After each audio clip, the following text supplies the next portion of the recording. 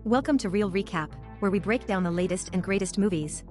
If you're looking for quick recaps, reviews, and commentary on the films you love, you've come to the right place. From action-packed blockbusters to heartfelt indie dramas, we cover it all. So sit back, relax, and join us as we dive into the world of cinema. In 1985, a crew is working hard in an oil rig called Sector 7. When one of the drills is having trouble, a man goes underwater in a submarine and discovers the drill is stuck. In order to fix it, he puts on underwater gear and leaves the submarine, which allows him to see a huge and beautiful sea creature swimming by. At that moment, the seafloor cracks, the ground starts shaking, and some mysterious little glowing creatures begin swimming around the man. He tries to touch one of them, but as soon as he stretches his hand, the pressure of the water suddenly rises and starts pushing the man and the submarine upwards. The man holds onto the drill and tries to use the radio to call for help, but now the little creatures are attacking him and everything goes black. Years pass and it's now 2011. The current crew in Sector 7 is having a problem with the riser, so Hae-jun instructs them to lock the valves while she controls the pressure, during which she accidentally hurts her shoulder. With lots of coordinated effort, the team holds onto the valves as the pipe is slowly lowered.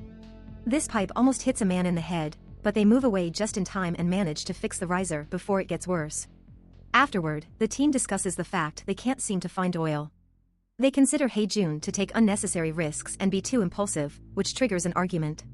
Hae-jun refuses to give up and swears she'll find oil sooner or later. Meanwhile, another employee scolds a young crewman and puts him in crazy positions for almost dropping the pipe on his head earlier. The poor youngster is scared and holds onto the pipe, which causes a weird liquid to come out of the platform. This liquid also brings out a little glowing creature that the men don't recognize. Back to Hae-jun, she's at the clinic so Dr. Moon-hyung can look at her injury.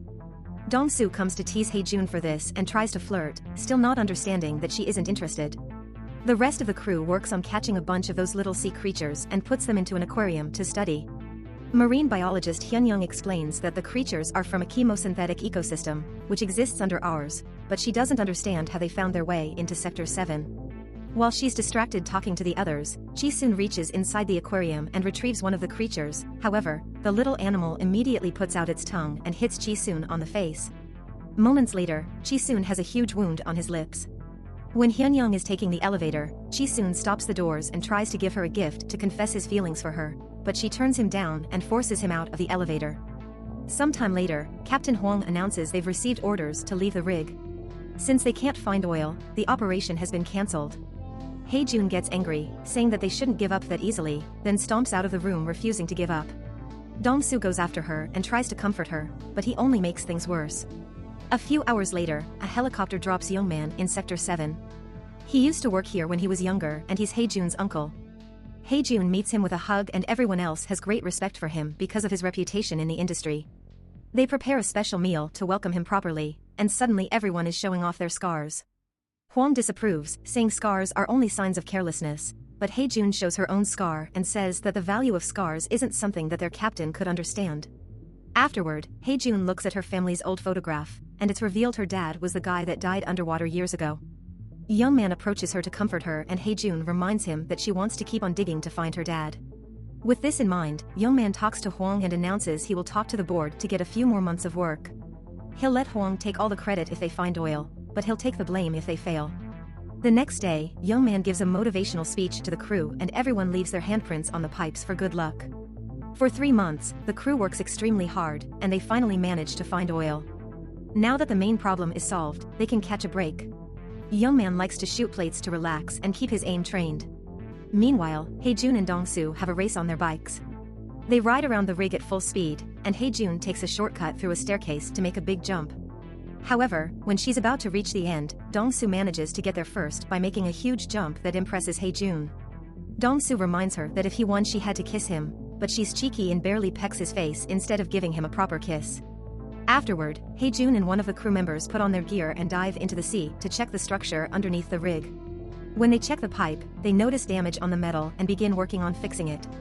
Up in the rig, a strange presence begins sneaking around and hits the rope that is holding Hae-jun's crewmate, which begins pulling him in. The crew notices this and tries to pull up, but instead, the rope breaks and the man dies while falling to the bottom of the sea. At that moment Hae-jun's tools malfunction and knock her out, so the crew has to pull her out of the sea using the other rope. Suddenly she sees herself surrounded by weird-looking jellyfish and among them she finds the dead face of her friend, But this turns out to be a dream and Hae-jun wakes up in the clinic. She has a breakdown because of grief, and young man comforts her before sending her to her room to rest. Hyun-young visits her and wants to tell her something very important, but before she can say anything, she's interrupted by the others and leaves. Then Hyun-young goes outside to do some thinking and is approached by Chi-soon, who keeps bothering her with his advances. This is seen by the working crew. Later in the evening, Hae-jun sits at her friend's machinery to grieve for him, but she's suddenly startled when the body of Hyun-young falls on the window. She's taken to the clinic and Moon-hyung inspects the body, deciding that Hyun-young ended things for herself. Hae-jun refuses to believe it because Hyun-young wasn't in that state of mind. She also thinks the doctor is rushing the investigation. At that moment, Moon-hyung notices something else. There's a male seed on the body, proving someone may have pushed her after all. The crew immediately gets suspicious of Chi-soon and 2 crew members go to find him. Chi-soon swears he didn't do anything, but the others beat him up to capture him. At the clinic, Moon-hyung is looking at the seed under the microscope and discovers there's something different about it. At that moment the guys come with Chi-soon to show him the body, and Chi-soon immediately starts crying. To be sure of the evidence, Moon-hyung asks them to get hair from Chi-soon for a DNA test. Meanwhile, Hae-jun remembers Hyun-young tried to tell her something and guesses something is wrong, so she goes to inspect the laboratory. She hears a noise coming from a cabinet and when she opens it, she's startled by a creature, but it's just a rat. Then she looks outside the laboratory and discovers that substance that looks like a male seed is leaking out of the pipes. In the clinic, Moon-hyung is doing the DNA test when he suddenly hears something. He checks the door and sees nothing, but someone off-screen hits him and kills him in seconds. Back to Hae-jun, she continues to look around and finds the broken rope, but at that moment she hears someone running away. When she goes to check, she finds Hwang, who tells her Moon-hyung is dead. The crew gets together to discuss theories and discovers both bodies are gone. The guys think Chi-soon did it, but young man is skeptical. Meanwhile, Chi-soon is tied up in the basement and begins shaking in fear when he sees a strange shadow approaching him. At that moment the crew arrives and finds a trail of blood and that seed-like substance that they follow to find Chi-soon hurt in a corner. At first, they think he's dead, but when they come closer, Chi-soon wakes up and starts to freak out as he announces there's a monster in the building. Suddenly the entire rig starts to shake and Chi-soon takes the chance to run away. The crew splits into 2 groups to go after him, and when Hae-jun and Dong-soo go down a corridor, they're shocked to discover a huge monster walking on the ceiling. In another corridor, Chi-soon is trying to escape without being noticed, but the monster finds him and immediately kills him. Moments later, Hae-jun and Dong-soo make it to the generator room and discover the monster made a nest there. The whole place is now covered in goo and has the dead crew bodies in it, which has turned off the power. Afterward, the crew gathers in the comms room and Hae-jun tells them the monster is real. They try to make a call for help but communicators are down, so young man grabs his weapon and announces he'll be fighting back. Hae-jun, Dong-soo, and Hwang decide to go with him, and they start making their way down the corridors to find the monster. Instead, they end up finding another 2 crewmen, and the noise they make gets the attention of the terrifying creature, who shows up behind the duo. Hae-jun and young man want to shoot, but they don't have a clear aim. Young man asks the guy to move the clutter, but he misunderstands and begins clapping instead. At that moment the creature reveals its long tongue and catches the crew member to begin tossing him around, hurting him by beating him against walls and clutter. Hae-jun and young man take the opening and come closer to shoot at the monster, allowing the 2 crew members to escape. The monster falls to the ground for a few seconds, but it turns out it's only taking a moment to recover from the bullet wounds and now it's ready to attack again. Then young man takes out a lighter and starts a flame before throwing it at the monster, who immediately catches on fire. Furious, it begins chasing the crew, who runs away and tries to close a door behind them, but the monster easily pushes it down. Next, the crew gets inside the elevator, and the monster crashes against the door, unable to break this one. However, it finds the window and it breaks it to make its long tongue come through. The crew dodges every attack, and when Hae-jun sees an opening, she cuts the tongue down with an axe. Afterward, the crew goes to the lab and takes care of their wounds while Captain Hwang gets suspicious of young man, saying he volunteered to come back to this lousy rig and that he knew to use fire against the creature. Young man responds by breaking one of the aquarium boxes and grabbing one of the little creatures to set it on fire, saying it'll keep the flame up for 24 hours. Then he shares the whole story. When Hae-jun's father found the creatures years ago, the science team immediately noticed that the seed-like liquid these animals produce could be used as a much better oil. However, there was an ethical argument because they would be burning living beings. The team started to breed and experiment with these creatures, and one of them ended up growing into the giant monster they met earlier. Han-young discovered the truth while she was doing her research, and when she threatened to tell the others, young man killed her. Back to the present, an angry Hae-jun feels betrayed by her own uncle, but Youngman says he's come back to pay for his mistakes. Suddenly they begin hearing noises and the monster appears at the window, which quickly breaks to get inside and attack. The crew begins running away and Youngman gets captured, but he tells Hae-jun to leave him and escape. As Youngman is tossed around by that sticky tongue, he manages to grab a bottle of burning medicine and throws it at the monster, who immediately hisses in pain and drops the man before running from the room. The crew goes looking for their weapons and Hae-jun volunteers to go to the generator room to restore the power.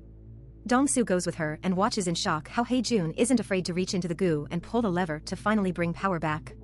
Meanwhile, Hwang and the two young guys go down a corridor and are startled when they suddenly find the monster underneath their feet. They try to hold him down, but the creature is too strong and bursts through the floor to attack. The men try to shoot it to no avail and the creature begins chasing them. As they run, one of the young men trips, and his friend goes back to help him, but Hwang keeps running and enters another room where he locks the door, not caring about the pleas of his terrified men.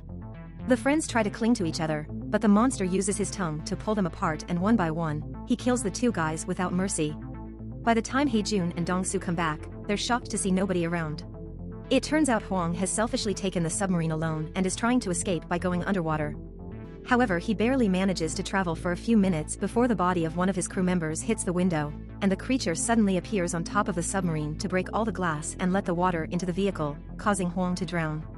Back on the rig, Youngman initiates the building's self-destruction sequence before going outside to shoot a flare. Hae-jun and Dong-soo want to stop it, but only the captain has the power to do so. At that moment the monster comes back and Youngman meets him with a flamethrower, which only burns the monster a little bit and doesn't have much of an impact. Next Youngman begins fighting the monster with a pipe, and after exchanging a few hits and being tossed around, he stabs the creature and holds onto the metal as a trap. Now Youngman can use the lighter again and start a better fire, which begins burning the creature at great speed. However, Youngman got covered in the weird liquid during the fight and he ends up dying in the fire. The creature begins shaking in pain and looking for water, so Dong-soo has to push Hae-jun out of its way. Unfortunately, the monster uses the chance to grab Dong-soo as well, and it brings him with it when it jumps into the ocean together with Youngman's body. Devastated, Hae-jun falls to her knees and suddenly hears something. It looks like Dong-soo managed to save himself by holding onto a rope. Hae-jun immediately gets her bike and uses it to pull at the rope. The monster jumps out of the water to try to attack, but Hae-jun pulls up Dong-soo just in time. Suddenly the bike slips and Hae-jun falls, hurting her shoulder in the process, but luckily Dong-soo can climb the rest of the way up. With 1 minute left for self-destruction, Hae-jun is happy to see Dong-soo again, but the moment is ruined when the monster crawls back. Dong-soo grabs it by his mouth and begins struggling against it, wanting to give Hae-jun the chance to escape. The monster doesn't give up and throws Dong-soo in the air before jumping after him and killing him with a quick bite. The creature doesn't stay in the water though, it quickly begins climbing back, so Hae-jun gets on her bike and drives near the monster to get its attention. Using a gun, she shoots at it to put it near the edge to delay it, then she drives away to make a huge jump and turns around a corner to go under a narrow pathway. When the monster tries to follow her, it gets stuck in the structure, so Hae-jun pulls another quick maneuver and throws the bike at the creature, causing a huge explosion. Unfortunately, the monster is thoroughly burned yet still not dead. Hae-jun runs to the drilling area and hides in the cabin, where she carefully presses a button to open a door from afar. The monster goes into the other room thinking someone is there, and then Hae-jun closes the door, thinking she's managed to lock it up. However, the monster still escapes and comes back through the ceiling, then it begins chasing Hae-jun through the pipes. Hae-jun grabs a wrench and begins hitting the monster, only to get pushed against the machinery. Then Hae-jun finds some rope and lets the crane take her up. The monster begins climbing up too, so Hae-jun jumps onto a pipe and causes the monster to fall right into the drilling spot. She falls as well and hurts her leg, but at least she dodges the pipe just in time. Next, Hae-jun rushes to grab the remote control and stands still to lure the monster in. Once it's close enough, she presses the button, and the drill comes down, holding the monster captive. However, its limbs are still free and manage to grab Hae-jun's leg, making her fall. Hae-jun struggles against the hold and drags her body on the floor until she reaches the control and activates the drill, which begins slashing through the monster's body and finally kills it. Afterward, the rig begins to self-destruct. Hae-jun doesn't let all the explosions scare her and she gets on her bike to jump out of the building and reach a nearby platform, where she shoots another flare. Soon a helicopter comes by and rescues her. A few years later, an older Hae-jun comes back to Sector 7 and checks the underwater pipes, where she begins crying when she discovers all the encouraging messages her old crew had written on them before the tragedy. Thanks for watching. If you enjoyed the content, please don't forget to hit the like button and subscribe for more.